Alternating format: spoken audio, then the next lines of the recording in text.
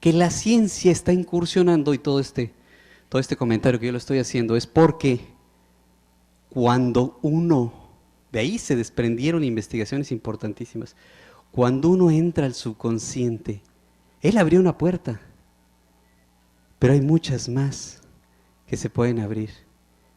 Y si yo les dijera que atrás de este mundo hay otro espiritual, donde hay seres de alto nivel, de alta jerarquía espiritual, que tienen información valiosísima sobre todo esto que estamos comentando, que uno puede dialogar con ellos, que ellos pueden enviar información sobre esto, sobre este gran plan, ¿qué me dirían? Híjole, el doctor está bien loco, ¿no? También.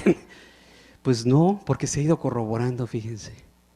Se ha ido sustentando científicamente lo que le pasa cuando una persona la metemos a un trance y empieza a relatar toda esta serie de cosas. Hoy en día, la canalización es una realidad, no es una especulación. Una realidad médica, científica. Ahora, lo que nos toca solo es explicarla. ¿Qué está pasando aquí con esta persona que dice que está teniendo información? Entonces, volviendo al punto de partida, lo que le sucedía a aquellos grandes místicos, a aquellos grandes chamanes, a aquellos grandes sabios, probablemente es el mismo fenómeno, nada más que ahora lo estamos documentando. En ese entonces se llamaba revelación, inspiración, milagros, pero realmente estaban haciendo algo que a lo mejor, yo ni siquiera estoy seguro de eso, a lo mejor no lo sabían con total certeza y no lo podían manejar con mucha maestría, y a lo mejor surgía espontáneamente, o sí lo sabían hacer, y los que estamos ignorantes más que ellos somos nosotros, ¿sí? Pero bueno, ahí está el fenómeno. ¿Por qué quiero comentar todo esto? Porque todo lo que vamos a ver y escuchar más adelante son mensajes canalizados por estas entidades que ya se han documentado. Al final les voy a pasar una bibliografía muy amplia ya, muy amplia, porque luego la gente en las conferencias me dice, oiga, ¿y esto por qué no se sabe? No, pues ¿cómo no se sabe? Desde 1920 y 30 surgió el libro de Urantia, un mamotreto así, es una segunda Biblia. Y de ahí, Lazaris, Crayon, Ramta mismo, Padwork, en fin, hay 7, 8 escuelas bastante serias de canalización que están dando conocimientos distintos. Lo que vamos a escuchar hoy es gran parte de esto.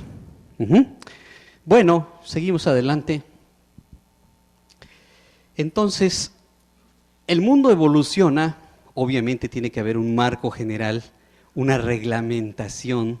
Si nosotros en nuestras calles tenemos un sistema de señalización y de semaforización para que no choquemos unos con otros, imagínense si el universo no tendría esta organización, pues mal organizado, sería absurdo. Entonces el mundo evoluciona y se desenvuelve en ciclos que son parte de un orden. Se les llama a esos ciclos eras o edades. Por lo tanto, estas eras implican, digamos, grandes aprendizajes que tiene que tener ese mundo o esa serie de mundos en un momento dado del tiempo humano. O sea, ustedes van a aprender durante este ciclo estas cosas importantes. Todos los que estén aquí porque vinieron en grupo de avance y tienen que trabajar esto. Por eso es que a veces grandes culturas, aunque aparentemente estén dispersas y no tuvieron contacto entre sí, tienen o presentan el fenómeno llamado sincronización. Se dice, hay culturas solares, adoradoras del sol, o culturas lunares. Adoraban a la luna porque la época probablemente estaba predisponiendo a eso. La astrología nos ha prestado una información muy importante. Sabemos que la era de Piscis terminó hace algún tiempo y estamos entrando a la famosa era de Acuario. Probablemente lo han oído por ahí, ¿sí? Dentro del gran año de Platón, ¿sí?, que dura miles de años, una era dura 2160 años, ¿sí?, cada una de estas eras. O sea, si se dan cuenta es bastante fuerte. Se supone que Jesús vivió en la época de Piscis. Por eso es que los antiguos cristianos, los primitivos cristianos, cuando se inició el movimiento, eran identificados ¿por qué?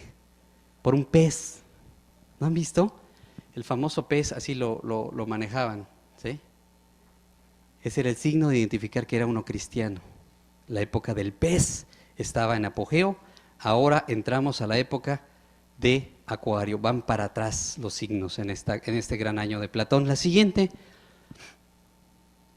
Entonces, a la transición de la edad pasada, ¿sí? De una pasada a una nueva, hay una lenta evolución, cima y otra era venidera, que incluye una síntesis antes de una nueva partida, ¿sí? Se sintetiza todo lo que se aprendió y se inicia la nueva época. Se sintetiza todo lo que se aprendió y se inicia otra época. Y así nos vamos. Y podemos repetirlas tantas veces como sea necesario. Claro que siempre va a ser en un punto alto. No es lo mismo para la humanidad estar en la primera ronda de Piscis que en la 20ª. Ya se avanzó mucho, aunque estemos en la misma. Con las personalidades se dice que es lo mismo.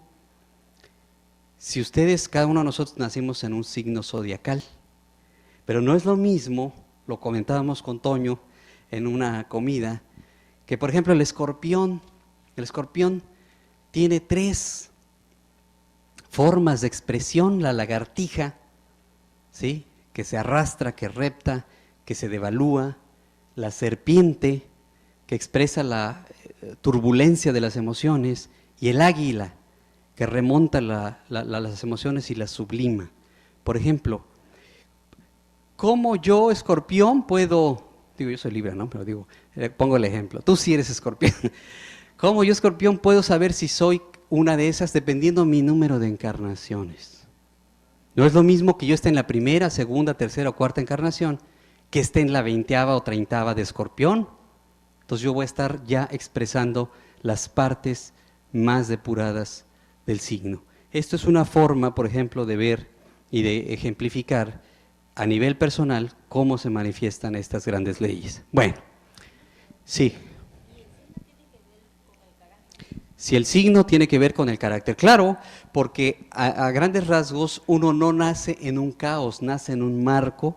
Te asignan el signo, o tú misma te lo asignas, ya lo vamos a ver cómo se diseña todo esto. Tú diseñas el signo que sea, tú lo diseñas porque son las cualidades y los defectos. Por ejemplo, Géminis es muy disperso, terriblemente disperso si no ha trabajado la parte negativa, pero puede ser tremendamente polifacético, un Pedro Infante, por ejemplo, que hace muchas cosas y bien. Esa es la parte positiva. ¿Qué vas a expresar? Pues depende que hayas trabajado. Ok, vamos a la siguiente. Entonces, lo que decíamos, toda era incluye una síntesis de las que le precedieron. Y es una repetición de las pasadas en un nivel más alto. Es exactamente lo mismo que hacemos en una encarnación humana. Nosotros somos la síntesis de todas las que vivimos. ¿Sí? Por supuesto. Por eso decimos desde chiquitos, este cuate parece un alma vieja, aunque sea un niño de 2 o 3 años.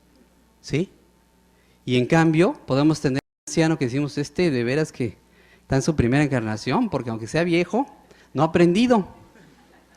Y sí, sin ánimo de crítica ni de juicio, simplemente tenemos que observar que es un alma joven, aunque sea un viejo en esta vida. ¿Sí? Y obviamente no va a expresar las características más avanzadas de la condición humana, ¿no? Bien, la siguiente. No hay caos en la evolución. Eso es algo importante que tenemos que entender. La evolución de los superuniversos se rige con base en leyes muy estrictas, muy precisas, pero muy amorosas. Sobre todo eso. La siguiente.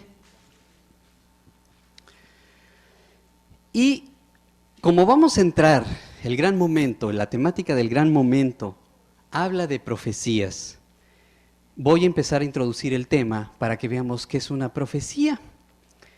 La profecía implica la percepción subconsciente, decimos, de 2 puntos dentro de un triángulo. ¿Qué quiere decir esto? La siguiente, para que quede más claro. Aquí está un triángulo. El triángulo, tradicionalmente dentro del misticismo, ha sido una figura, el triángulo perfecto, una figura altamente apreciada porque representa el equilibrio y la perfección dentro del universo. Entonces, todas las cosas perfectas están simbolizadas por triángulos. Si ustedes algún día ven algunos de los simbolismos alquímicos, el triángulo siempre tiene que estar presente, siempre. Triángulo, cuadrado, círculo, cada uno representa cosas distintas, pero ahí está. Bueno, decíamos, la ley del triángulo significa que si dos puntos o condiciones se establecen, necesariamente resulta una manifestación de eso.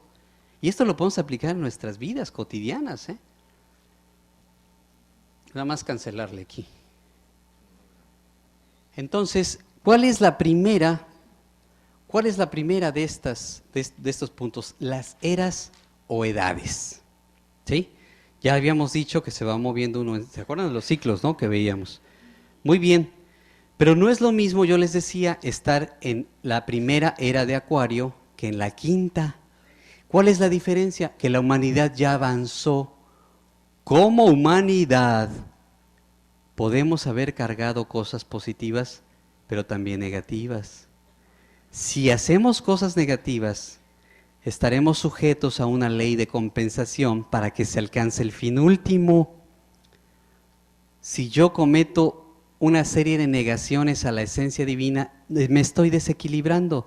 Tendré que compensar para tener un poquito más de luz en ese sentido y alcanzar el fin que dijimos todos que íbamos a alcanzar. Ese fue el único acuerdo. Por lo tanto, no podemos salirnos de ese esquema. Entonces, el karma, como se ha llamado, es una ley instructiva que nos dice, ya te desviaste mucho para un lado, tienes que compensar y ver otras cosas. Por lo tanto, te voy a llevar a una manifestación para que entiendas. Voy a poner un ejemplo para intentar de ser más claro. Si yo en esta encarnación no tengo mucha luz y empiezo a fijarme mucho en cómo transar a la gente para obtener beneficios míos, porque digo, pues sí, pues todo el mundo lo hace, ¿yo por qué no lo voy a hacer? ¿Sí o no? Muchos hemos pensado, tal vez en algún momento así, pues está bien. El único asunto es que a veces nos vamos a sobrepasar y vamos a decir, no me importa que fastidie al otro un poquito, total, ¿qué tanto es tantito? Que se fastidie, mientras yo salgo ganando. ¿Sí? Ya después lo compensaré, me digo como para limpiar un poco mi conciencia.